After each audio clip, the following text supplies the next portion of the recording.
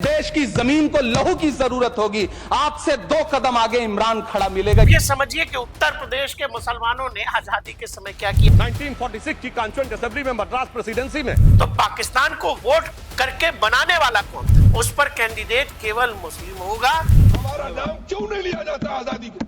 कितनी कुर्बानियां दी हैं। और वोट भी केवल मुसलमान ही करेगा, ध्यान रखिएगा। इस देश का मुसलमान वफादार है। लेकिन सुधांशु त्रिवेदी ने जो कहा, 30 आउट ऑफ 30 सीट जो थी वो मुस्लिम लीग ने जीती थी विद 95% ऑफ वोट। मुस्लिम उम्मीदवार कैंडिडेट के रूप में होगा और वोटर भी केवल मुसलमान होगा। जिनको इस हिंदुस्तान से प्यार था, वफा थी, वो आज इस हिंदुस्तान के अंदर है। सभी का खून शामिल है यहाँ की मिट्टी में, किसी के बाप का हिंदुस्तान थोड़ी है। ये थोड़ा डायलॉग हम भी मार दिया, आजकल डायलॉग का जमाना चल रहा है। वक्फ बोर्ड राज्यसभा से भी पास हो गया, राष्ट्रपति हस्ताक्षर करेंगी और ये कानून का रूप ले लेगा। वक्फ बोर्ड पर बहस के दौरान जबरदस्त शेरो शायरी हुई है, राज्यसभा में भी लोकसभा में भी। कि शायद उनका आखिरी हो ये सितम, हर सितम सोच के हम ये सह गए, हम वफा करके भी तना रह गए। हमारा नाम क्यों नहीं लिया जाता आजादी के? कितनी कुर्बानियां दी हैं सर। वफा की कस्में खाई गई और बताया गया है कि भाई हम यहीं के हैं, हम कहीं नहीं गए, हमारे बाप दादाओं ने यहाँ के लिए कुर्बानियां दी हैं, आजादी के लिए लड़ाइयां लड़ी हैं। मैं चाहता हूँ कि इस देश का मुसलमान दुश्मन नहीं है, इस देश का मुसलमान वफादार है, इस देश की तरक्की चाहता है, इस देश का विकास चाहता है। और हमारे बुजुर्गों ने लाखों की तादाद में इस देश को आजाद कराने के समय अपनी जान माल की कुर्बानियां देकर के साबित किया था। देश का जब बंटवारा किया था माननीय अध्यक्ष जी, तो उस वक्त अगर जो मुसलमानों को प्यार था पाकिस्तान से, वो चले गए। जिनको इस हिंदुस्तान से प्यार था, वफा थी, वो आज इस हिंदुस्तान के अंदर है।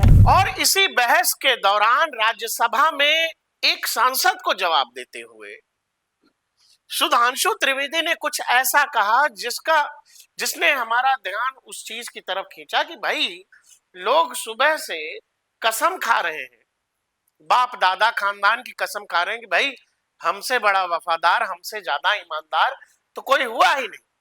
और वो बता रहे हैं कि भाई हम इसी मिट्टी के हैं और हमारा अधिकार है वक्फ बोर्ड। लेकिन सुधांशु त्रिवेदी ने जो कहा उसने हमारा ध्यान उस तरफ खींचा।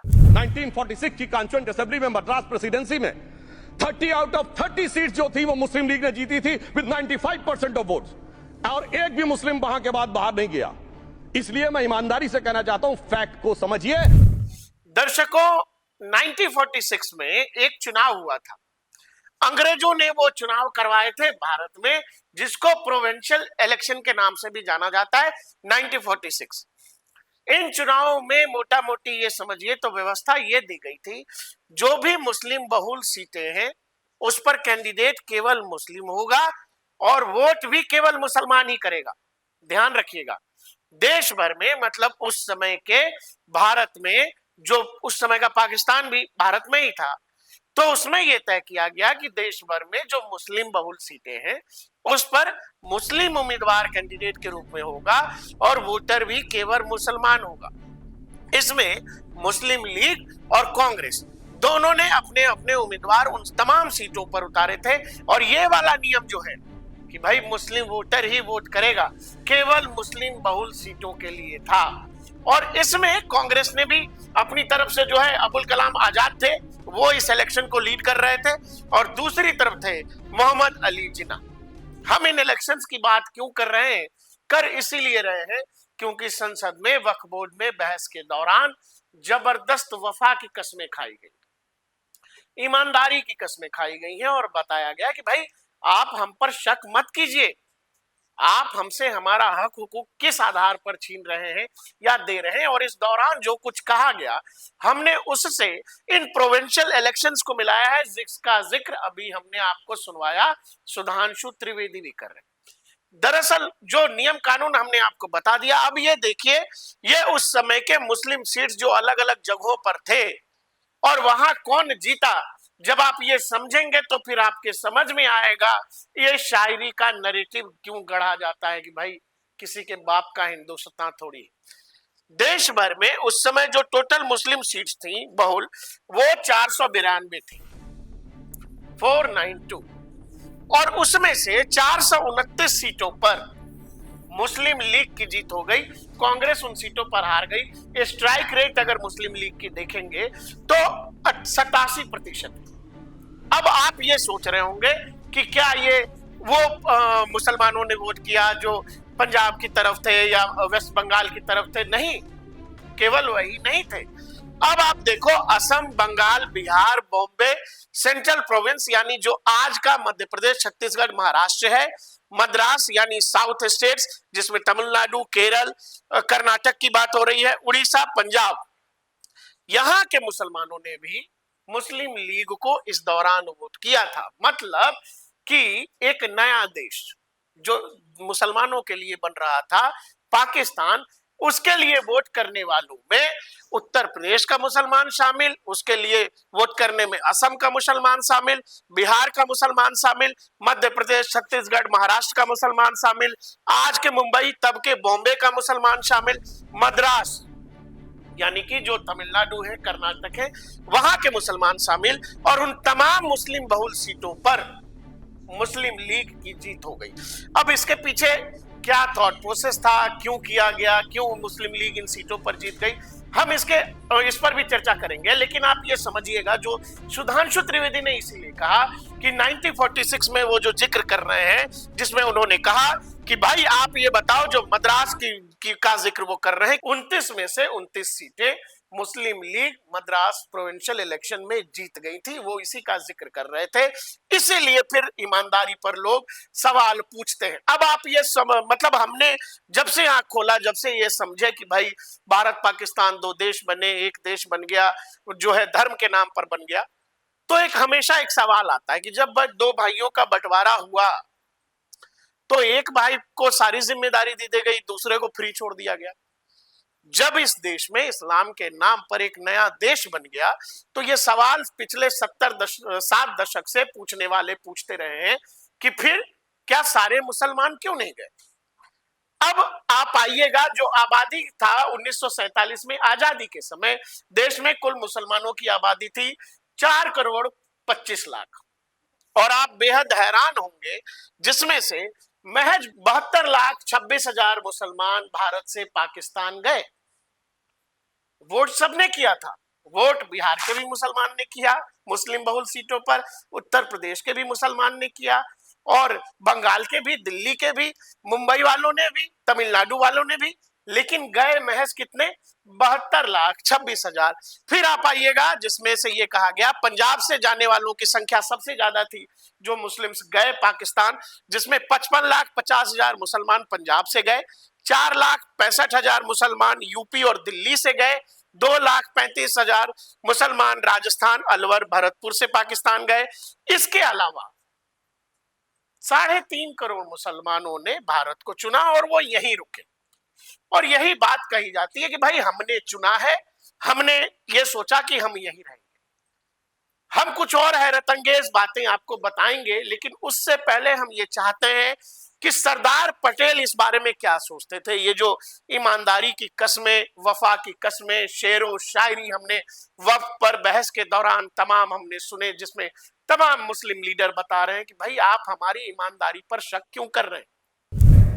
सन 1947 में दिल्ली की जामा मस्जिद की तारीखी सीढ़ियों पर खड़े होकर के भारत रत्न मौलाना अबुल कलाम आजाद साहब ने कहा था कि मुसलमानों कहां जा रहे हो, यह है तुम्हारा मुल्क, यहां तुम्हारे आबाओ अजदाद की कब्रें हैं। उस वक्त मौलाना आजाद की ये सदाएं सुन करके लोगों ने अपने सरों की गठरियां उतार।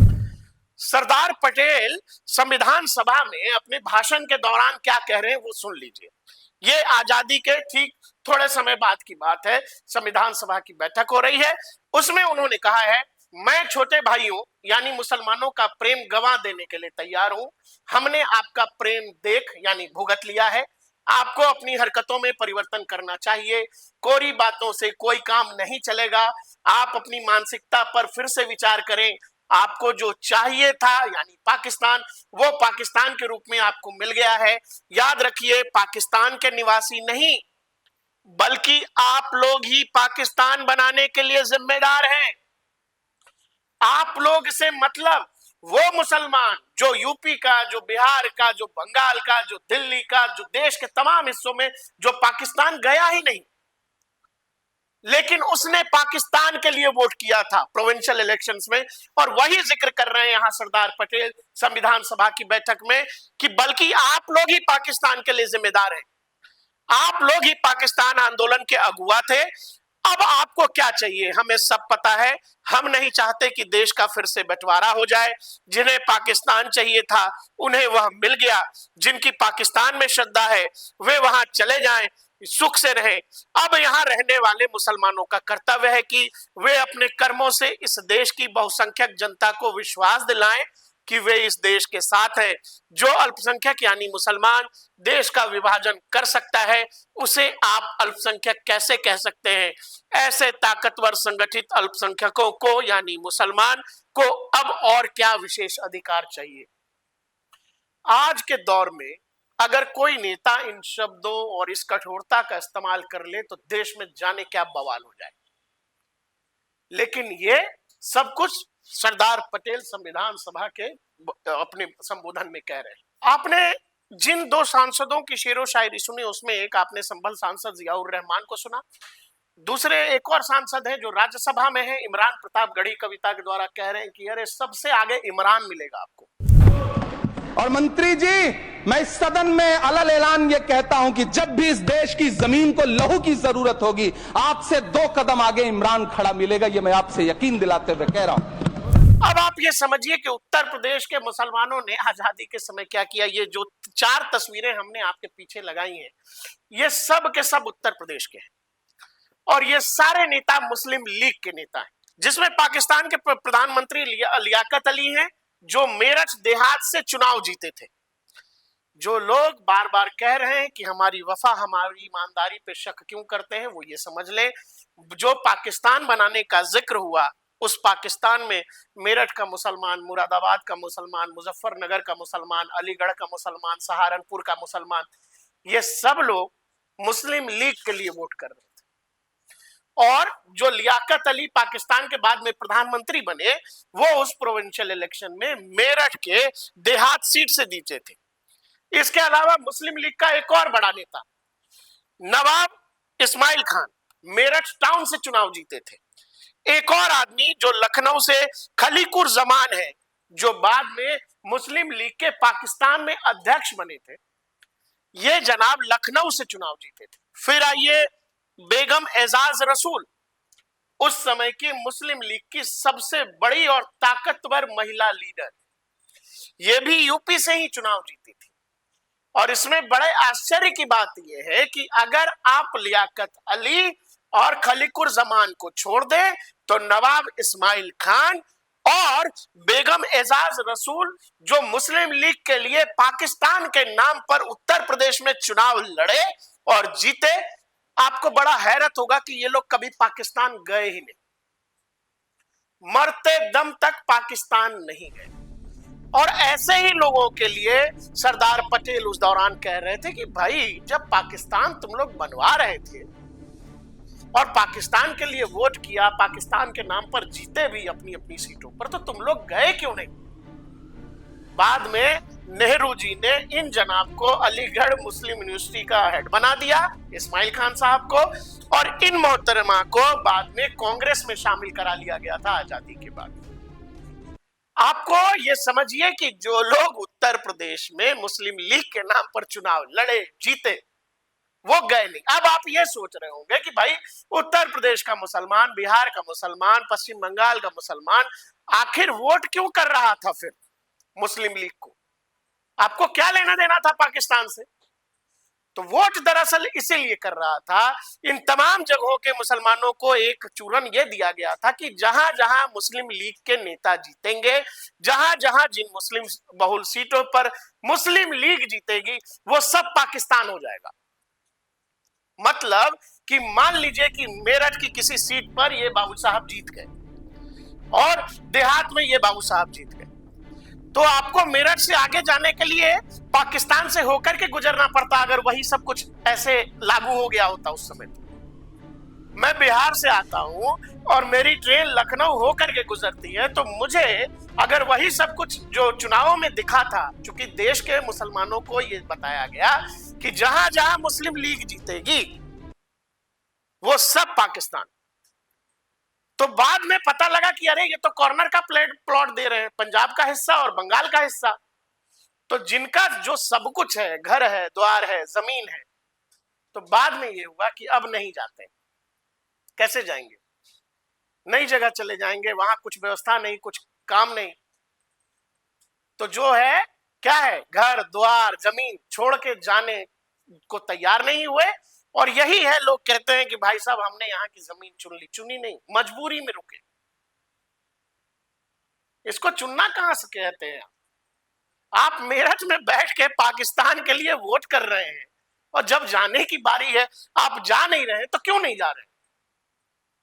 पाकिस्तान चुनना आपकी मजबूरी नहीं थी। तो इसीलिए ये जो शेरो शायरी हो रही थी, उस पर सुधांशु त्रिवेदी ने मद्रास चुनावों का जिक्र किया था। सरदार पटेल पाकिस्तान के बनने से इतने नाराज थे, जो उन्होंने जो कुछ अपने भाषणों में कहा है कि आप तो कोट करने को बहुत सारा कोट अंबेडकर साहब को लेकर कहा जा सकता है, जो कुछ उन्होंने पाकिस्तान को लेकर, मुसलमानों को लेकर, भारत के विभाजन को लेकर के कहा है, इस देश में लोग बताते नहीं है, छुपाने की कोशिश करते हैं। लेकिन आज जब वक्फ का बिल इतना सब कुछ पास हो रहा था, उस पर जिस तरह की बहस संसद में बार बार की गई और बताया गया कि हम पर शक मत कीजिए, उसी बात पर सरदार पटेल आजादी के बाद, बंटवारे के बाद क्या कुछ कह रहे हैं, हम उस कुछ भाषणों का जिक्र आपसे कर रहे हैं। ये दूसरा भाषण है जो उनके निजी सलाहकार रहे वी शंकर, उन्होंने लिखा है my reminiscences of Sardar Patel volume 1 में, जिसमें एक और भाषण का जिक्र है जो सरदार पटेल ने गुजरात के राजकोट में 12 नवंबर 1947 को दिया है। और इस किताब में पेज नंबर 143 पर इस भाषण का जिक्र है, जिसमें सरदार पटेल बहुत बड़ी भीड़ को संबोधित करते हुए कहते हैं कि मुझे याद है कि किस तरह से काठियावाड़ के मुसलमानों ने द्वि राष्ट्र सिद्धांत का समर्थन करते हुए मुस्लिम लीग के प्रोपेगेंडे में अपना योगदान दिया था, और वो अब भी मुस्लिम लीग की राजनीति में हिस्सा ले रहे हैं। मैं उनके इस अतीत को भूल सकता हूं, लेकिन अगर वो अब भी द्वि राष्ट्र सिद्धांत से लगाव महसूस करते हैं और मदद के लिए एक बाहरी शक्ति की ओर देखते हैं, तो फिर काठियावाड़ में उनके लिए कोई जगह नहीं है।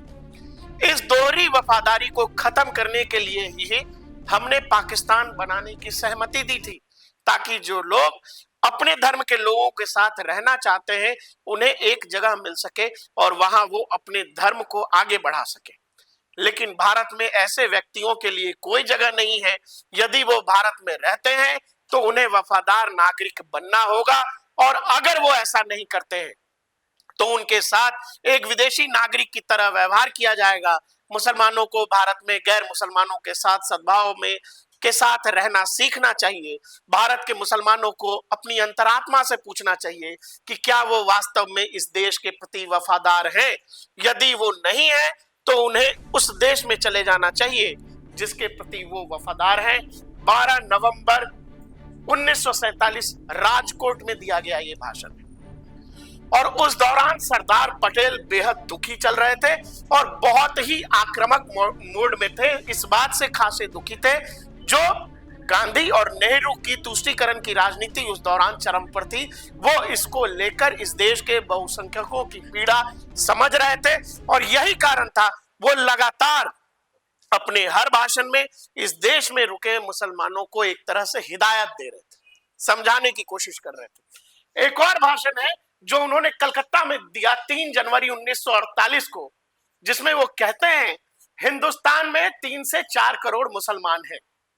इनमें से काफी लोगों ने, ज्यादातर लोगों ने पाकिस्तान बनाने में साथ दिया था, लेकिन अब एक रोज में, एक रात में इनका क्या दिल बदल गया है, कैसे दिल बदल गया, ये मुझे समझ में नहीं आता। वो यानी कि मुसलमान कहते हैं कि हम वफादार हैं, और हमारी वफादार पर शंका क्यों की जाती है तो हम उनसे कहते हैं कि हमसे क्यों पूछते हो, अपने दिल से पूछो। वो कहते हैं कि पाकिस्तान और हम एक हो जाएं, तो मैं कहता हूं कि मेहरबानी करके ऐसी बात ना करो, हमें अलग ही रहने दो। और उसके बाद 6 जनवरी 1948 को सरदार पटेल लखनऊ में एक और भाषण में कहते हैं, जिसमें उन्होंने कहा कि मैं मुसलमानों को बताना चाहता हूं कि भारत के प्रति निष्ठा की महज घोषणा से बात नहीं बनेगी, उन्हें अपनी वफादारी का व्यवहारिक सबूत भी देना होगा। इसी लखनऊ में द्विराष्ट्र सिद्धांत की नींव रखी गई थी। इस सिद्धांत को फैलाने में शहर के मुसलमानों का भी योगदान रहा है। मुस्लिम लीग ने जो मांग की, उससे पूरे भारत में अधिकतर मुस्लिम युवा प्रभावित हो गए और उन्होंने इस मांग को पूरी तरह स्वीकार किया। मैं आपको बताना चाहूंगा कि आप 2 घोड़ों पर एक साथ सवार नहीं हो सकते। जो लोग पाकिस्तान जाना चाहते हैं वो जा सकते हैं और शांति से वहां रह सकते हैं। हमें शांति से रहने दें ताकि हम अपने देश का विकास कर सके। सरदार पटेल 6 जनवरी 1948 लखनऊ। अब आप ये समझिए, एक वक्फ जिस देश में मजहब के नाम पर अलग देश दे दिया गया, उस देश में वक्फ जैसे संगठन या संस्था की जरूरत क्या थी?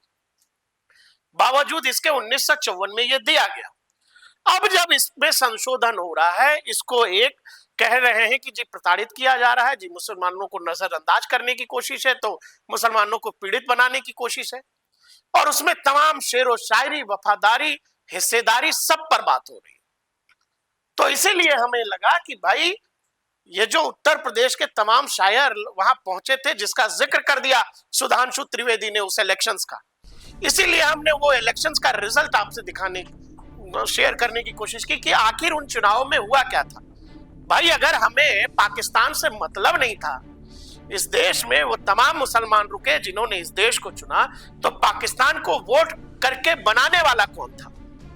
क्योंकि जिन लोगों ने वोट किया वो तो पाकिस्तान कभी गए ही नहीं, मैंने आपसे बताया।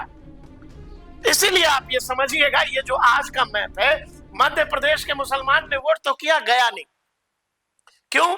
क्योंकि लगा ये कि हम मध्य प्रदेश में बैठे हैं, यही पाकिस्तान बना दिया जाएगा। मतलब छोटे छोटे पाकिस्तान देश में बहुत सारे होते, जैसे ईस्ट पाकिस्तान था और वेस्ट पाकिस्तान था। आप ये समझिए कि आपको देश के एक जगह से दूसरे जगह जाने में बीच में कितने सारे पाकिस्तान पड़ते, क्योंकि यही चूरन दिया गया था। मुस्लिम लीग ने यही चूरन दी थी कि भाई साहब जहां जहां हमारे कैंडिडेट जीतेंगे वो सब पाकिस्तान हो जाएगा। और आप हैरत में पड़ेंगे कि इतने बड़े नेता थे अबुल कलाम आजाद, उनके नाम पर वोट नहीं पड़ा कांग्रेस को, लेकिन जिन्ना के नाम पर पूरे देश के मुसलमानों ने वोट कर दिया। तो इसीलिए क्या है कि कुछ चीजें इतिहास में जब हो तो उनको कुरेदने की, निकालने की कोशिश कई बार नहीं करनी चाहिए, और बार बार नहीं पूछना चाहिए कि भाई ऐसा क्यों, वैसा क्यों। क्योंकि सुधांशु त्रिवेदी ने जो कहा वो बिल्कुल सटीक कहा कि भाई बहुत कुछ कहना नहीं चाहता हूं, और उन्होंने इतनी से ही बात कह के अपनी बात खत्म कर दी। आपको हमारा ये वीडियो कैसा लगा हमें कमेंट सेक्शन में जरूर बताइएगा। देखते रहिए DNP इंडिया, हर खबर भरोसे के साथ।